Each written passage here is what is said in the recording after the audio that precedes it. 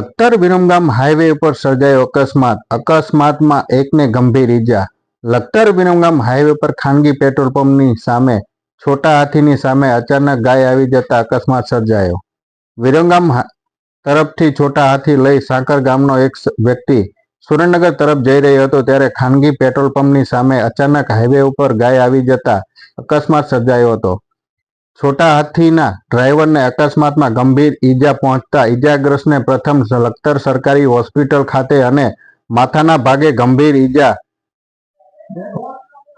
હોવાથી વધુ સારવાર માટે સુરેન્દ્રનગર હોસ્પિટલ ખાતે ખસેડવામાં આવ્યો હતો।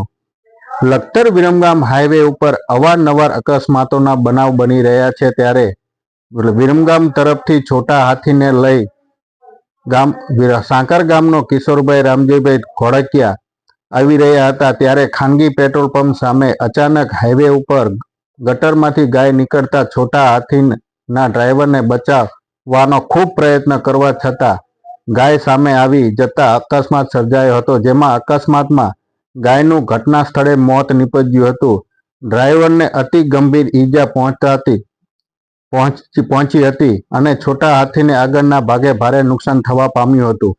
અકસ્માતમાં ડ્રાઈવરને અતિ ગંભીર ઈજા પહોંચવાથી પ્રથમ સરકારી હોસ્પિટલ ખાતે ખસેડવામાં આવ્યો હતો અને સ્થાનિક ડોક્ટર દ્વારા માથાના ભાગે અતિ ગંભીર હેડ ઇન્જરી થતાં વધુ સારવાર માટે સુરેન્દ્રનગર હોસ્પિટલ ખાતે સારવાર અર્થે ખસેડવામાં આવ્યા હતા।